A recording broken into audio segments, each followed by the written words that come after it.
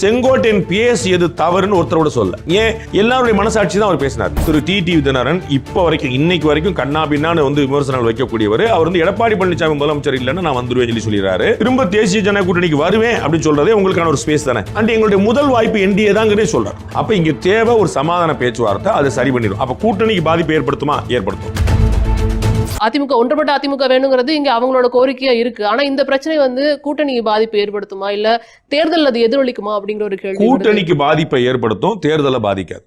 என்ன வித்தியாசம்னா கூட்டணி இப்ப பிரச்சனை கட்டாயமா பாதிப்பு ஏற்படுத்தும், தேர்தலுக்குள்ள சரியா போயிடும். அதே நான் சொன்ன அதே டிசம்பர் ஜனவரியில சரியா போயிடும். திரு டிடிவி தினகரன் இப்ப வரைக்கும் இன்னைக்கு வரைக்கும் கண்ணா பின்னான்னு விமர்சனங்கள் வைக்கக்கூடியவர். அவர் எடப்பாடி பழனிசாமி முதலமைச்சர் இல்லைன்னு நான் வந்துருவேன் சொல்லிடுறாரு. திரும்ப தேசிய ஜன கூட்டணிக்கு வருவேன் அப்படின்னு சொல்றதே உங்களுக்கான ஒரு ஸ்பேஸ் தானே. அண்ட் எங்களுடைய முதல் வாய்ப்பு என்டிஏ தாங்கிறதே சொல்றாரு. உங்களுக்கு புரியுங்களா? நாங்க டிஎம்கே கூட போக முடியாது, சீமான் கூட்டணி கிடையாதுட்டாரு. அப்ப மிச்சம் இருக்கிறது விஜயும் என்டிஏ தான். நாங்க என்டிஏல ஏற்கனவே இருக்கிறவங்க, அதனால எங்களுக்கு என்டிஏ பிரச்சனைன்னு சொல்றாரு. அவ்வளவுதான். அப்ப இங்க தேவை ஒரு சமாதான பேச்சுவார்த்தை, அதை சரி பண்ணிடும். அப்ப கூட்டணிக்கு பாதிப்பு ஏற்படுத்துமா? ஏற்படுத்தும். தேர்தலை பாதிப்பு ஏற்படுத்துமா? ஏற்படுத்தாது. அதுக்குள்ள சரியாயிரும். இங்க இவர் பிடிவாதமா இருக்கிறத பார்க்க முடியுது. கடந்த வாரம் செங்கோட்டையன் அவர்கள் பேசினதுக்கு அப்புறம் நம்ம யார் பிடிவாதமா இருக்காரு? திரு இபிஎஸ் அவர்கள் பிடிவாதமா இருந்தார். உள்ள யாரையும் சேர்த்துக்க மாட்டோம் அப்படிங்கறதுல அவர் பிடிவாதமா சேர்த்துக்கலாம். நீங்க சஜஸ்ட் பண்ணுங்க.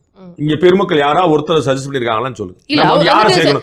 செங்கோட்டையன் அவர்கள் விடுவிச்சிருக்காரு. நம்ம போன வாரம் நம்ம பேசினப்ப முன்னாடி விஷயம் நம்ம கொஞ்சம் புரிஞ்சுக்குவோம். செங்கோட்டையன் அவர்கள் மேட்டருக்கு வருவோம். நம்ம இப்ப முதல்ல எல்லாரையும் சேர்த்துக்கணும், ஒருங்கிணைந்த அதிமுக அப்படின்னு வருவோம். சரிங்களா? இப்ப வாங்க, சசிகலா அவர்கள் என்ன போஸ்ட்ல சேர்க்கிறது, ஓபிஎஸ் அவர்கள் என்ன போஸ்ட்ல சேர்க்கிறது, திரு டிடிவி தனி கட்சி ஆரம்பிச்சா என்ன சரி? இதுக்கு மேல யாரா ஒரு பெருமக்கள் சென்ற வாரமே இது குறித்து நம்ம விரிவா நம்ம ஆலோசிச்சோம். அது என்னன்னா இவங்களுக்கு ஒரு பதவி கொடுக்காம உள்ள நம்ம இணைக்க முடியாது, அதுல நிறைய இருக்கு. டிடிவி எடுத்துக்கிட்டோம்னா அவர் ஒரு கட்சின்னு போயிட்டாரு. திரு சசிகலா அவர்கள் எடுத்துக்கிட்டோம்னா அவங்க எப்படியும் கண்டெஸ்ட் பண்ண முடியாது, அது வேற விஷயம். ஆனா ஓபிஎஸ் மட்டும் வச்சு பார்க்கலாம் அப்படிங்கறத நம்ம போன வாரம் டிஸ்கஸ் பண்ணியிருந்தோம். ஆனா அவருக்கும் என்ன பதவி கொடுக்கறது அப்படிங்கிற ஒரு கன்ஃபியூஷன் இருக்குங்கிறத டிஸ்கஸ் பண்ணியிருந்தோம். இப்ப இது அடுத்தது செங்கோட்டையன் அவர்கள் அடுத்த கட்டமா வச்சு பாப்பார் அப்படின்னு பார்த்தா அவரையும் பொறுப்புல இருந்து விடுவிச்சிருக்காரு. என்ன அப்படின்னா தலைமையை சேலஞ்ச் பண்றவங்கள வச்சுக்க முடியாது. இது ரொம்ப இயல்பான பாயிண்ட். நான் ஏற்கனவே வேற ஒரு பேட்டில் சொன்னேன். திரு அழகிரி அவர்கள், மூக்க அழகிரி அவர்கள் கலைஞருடைய மகன், அவர் கட்சியில் நீக்கப்பட்டார். ஏங்க உங்களுக்கு புரியுதுங்களா? அப்ப கட்சியுடைய தலைமையை கேள்விக்கு உள்ளாக்குனா, சேலஞ்ச் பண்ணா மகனையே விடுவிக்கிறாங்களே, அது எப்படி கணக்கு உங்களுக்கு? அப்ப ஜெயலலிதா அவர்கள் ஏடிஎம்கிலிருந்து நீக்காத ஆளே கிடையாது. எம்ஜிஆர் அவர்கள் ஏடிஎம்கிலிருந்து நீக்காத ஆளே கிடையாது.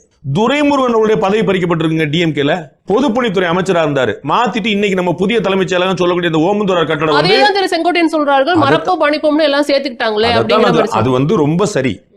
ஒருங்கிணைந்த அதிமுக வேண்டும்ங்கிறது அதிமுகவுடைய அத்தனை தொண்டர்களுடைய எண்ணம். திரு எடப்பாடி பழனிசாமி அவர்களை தவிர எல்லாரும் அதான் விரும்புறாங்க. ஆனா 10 நாளைக்குள்ள சேர்க்கலன்னு அப்படின்னு தலைமை நீங்க சேலஞ்ச் பண்ண முடியாது. அது தலைமைக்கு ஒரு செக்மேட்.